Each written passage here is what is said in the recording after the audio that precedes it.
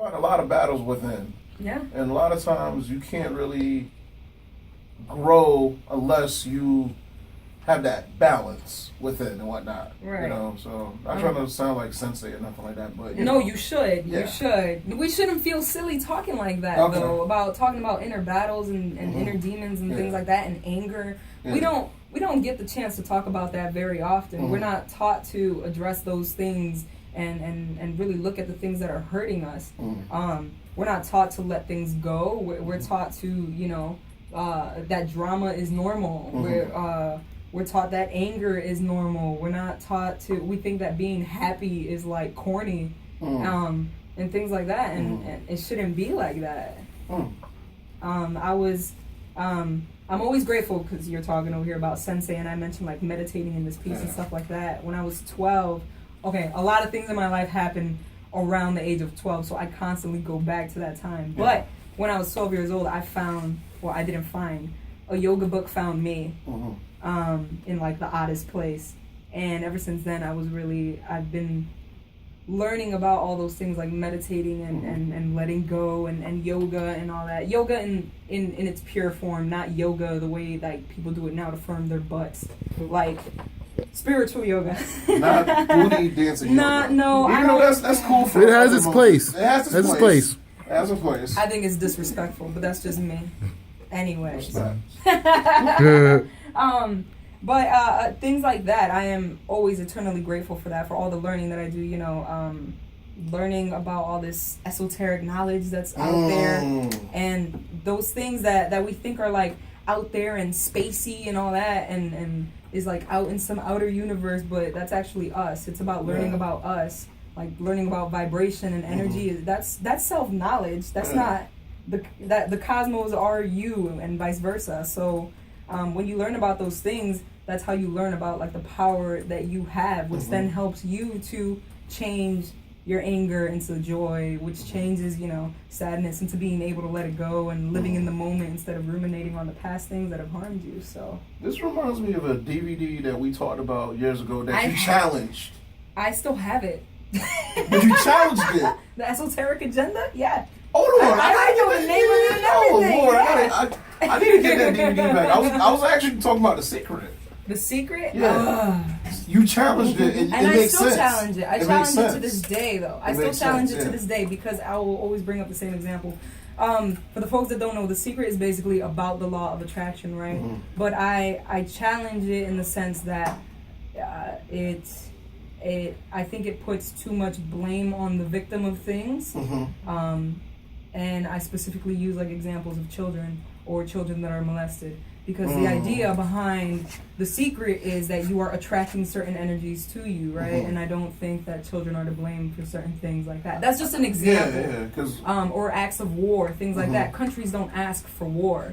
So to say that, it's just, you know, it's just the things that you're attracting to you, it's too simple. Yeah. And I don't think there's any such thing as a law of anything. Yeah. Because everything can bend to your own will, so. The Matrix.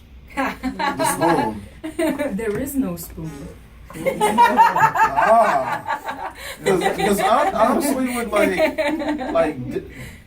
like the whole thing with The Secret is like, I feel like at a certain point in time, BT Dubs, it's not a secret, but go ahead. You know what? Because it's out there now. It's been out there. It's so out here. You know what? And if it is a secret, who is it being a secret from, and who's keeping it from them, and why? I think now it's been 9 years, because it's from an Australian, not website, but television show, or television studio and whatnot. And I didn't know it came out in 06, and I didn't know about it until 09. So it's actually about to be 10 years of The Secret out. But if you know about things like the Kabbalion, for example, then you would know that knowledge has been out there for forever. But there's some people that don't know. But why is it that they don't know? And then you have to think historically, like in the United States, some people weren't allowed to read. True. So then it's all of this aid. Hey, get it. Sorry, we're having a break dancing cypher over here. That was so random. It was a dope ringtone. Like if you're gonna interrupt, like that's the way to do it. Those are all of those those things that you need to take into account when you're talking about what's the secret Like- and why it is that people aren't knowledgeable about certain things. There's different structures that kept people from those things, and there's certain like douchebaggery that keeps them from it too. Not trying to sound funny, but I gotta still start from Chris Rock.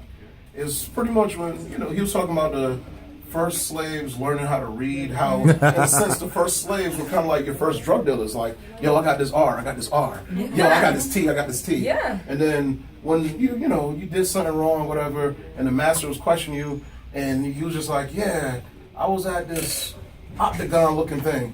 Negro, who taught you octagon? You know what I'm saying? Like, so it's like Yeah. we were so. And then you gotta take into account like what was around, what's popular. The most popular book is the Bible. And then And I feel like Shakespeare had a hand in that. But anyways, that's a whole different conversation. oh my God, yes it is. Shakespeare. Let's go. Shakespearean theory. What was I gonna say? But what was allowed to be read, things like that, and then how those things were translated because the Bible originally wasn't in English, so. Then you have to take all of those things into account and how that's impacting people's lives. There's some books that are and then there's books that are missing because what you're reading today is probably the King James version of the Bible. Why do you think it's named that? Because King James edited it. All of that. Yes. All of that. Oh my Lord, we need to have a part 2 sometime. We need to have like a series. Yes. Yeah. This needs to be It'll be a trilogy. We'll call it Long Story Short. Yeah. Oh my goodness. Yeah, it would be funny if we actually did a short film on it and then. We should. Anyways, you know what? We should do a. I know a videographer. I mean, like, we can get this popping. We do have the resources. Just saying. And the thing is, We have the power. And the thing is, a lot of times on YouTube you see a lot of nonsense. So it'll be good to just give people some good food instead of junk food. That's not, and that's such an easy cop out for people to say too. Like, oh, you don't know things. You can just Google it. Well, no, stupid, because there's stupid people uploading things onto the web.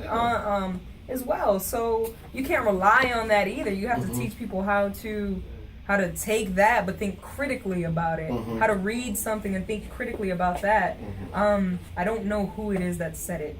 I want to say Buddha, but I could be wrong. I could be very wrong. But what? It sounds right. It could have been Snapple. We don't fact check here. But You're listening to 107.7 WSCS in Britain Office. you are. You really are. They said something to the extent of, if whatever it is that I say doesn't agree with you, then don't agree with it. No matter who says it, even if I say it. And I think anybody that is a good teacher, present or past, I think they should have taught that if you are not basically, thinking critically for yourself, if it doesn't feel right for you, then don't run with it. Instead, we're like force-fed stuff since before we're born. So you got to break out of that. There's so much to unlearn. Yes. The best education or... It's miseducation. It's so much. It's missing education. Miss and missing. Okay, you put that as a quote. I don't want to bite your style. But yeah. I'll put it on a t-shirt.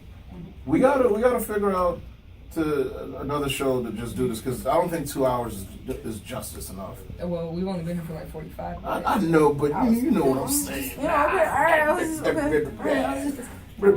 Yeah. Vote for a longer show. But you know what? You know what's crazy? The winter time is coming, so a lot of the CCSU students, half the staff, they're going home. So there's gonna be some open spots during the winter time. So something to talk about. You want me to come here when nobody's here? Is that what you're saying? I think we all gonna come here when nobody's here. But we still have TuneIn Radio for all the people that have their Android app or iPhone app or on a computer or just cruising around. So we can still be heard. Word. Yes. Word. Yes. So closing remarks, shout outs, and all of that before we pass the baton to Max. Think critically. Malta is boss. Coffee is boss. Stalk me on social media, which is the only acceptable form of stalking me at all. You can find me on Facebook. You can find me on Instagram. Don't send me a friend request on Facebook. Please just go like my page. Dang it, because you're stranger danger. I don't know you. What else? Shout out to the peoples that are in the room right now. Say hi, everybody. Hello. Everybody. What are your handles? Social media. My social media handles. So this is where spelling is fun. So on Facebook, it's facebook.com/ZULYNETTE34. On Instagram, it is the same thing. It's ZULYNETTE34. Oh, and then you can find me on YouTube as well. I need to upload more stuff on there, but that would be my first and last name. If you just start to spell my name onto Google, you will find me. I am the most popular Zulynette on the world. So. Is that CULYNETTE 34? No, there's like a number sign in there somewhere. All right. Right. And besides that, you can catch me at Art Space this weekend, being part of the art show, revealing art from 6:30 to 10, except for tomorrow. We're going to go till midnight. Also tomorrow, I'm going to be running back and forth between Middletown. I'll be there for approximately 10 minutes at the Hip Hop for the Homeless. And yeah, if you want to be part of that poetry workshop on Sunday, you can go there as well at Lizzie's Studio in Glastonbury. So much going on. So much goodness. Big ups to the nation, Zuli Nation. Even though she wants me to say Zulynette Morales. Ooh, yeah. But I don't like saying people's governments out there and whatnot. I want you to call me Zulynette, and it's not government. It's what my mama calls me. So. Mama's right. Mama is right. Correct. Yeah. I don't know why I got the name Earl Lawrence Nelson. But anyways, that's Lawrence! Because you're Jamaican, Lawrence. I was about to say I called Lawrence's house. I called Earl's house. Same experience. Same and experience. His mom picked up, and I was like, "Hi, is Earl there?" And she was like, "Oh, let me get him." She was like, "Lawrence, one of your friend on the phone." I was like, "Oh, Lawrence, Earl, Lawrence." And it was great. So as soon as he got on the phone, he was like, "Hello." I was like, "Lawrence." It was great. And now he is Lawrence. In my phone too. Or DJ Be Easy. Don't inbox me saying Lawrence. Don't do that. Just say it to him in person. It's better. Yo, he's in my phone like all caps Lawrence with like 5 exclamation signs. like Shout out to Lawrence. Oh man, yeah, solid show. We got to do this again. Max, are you ready?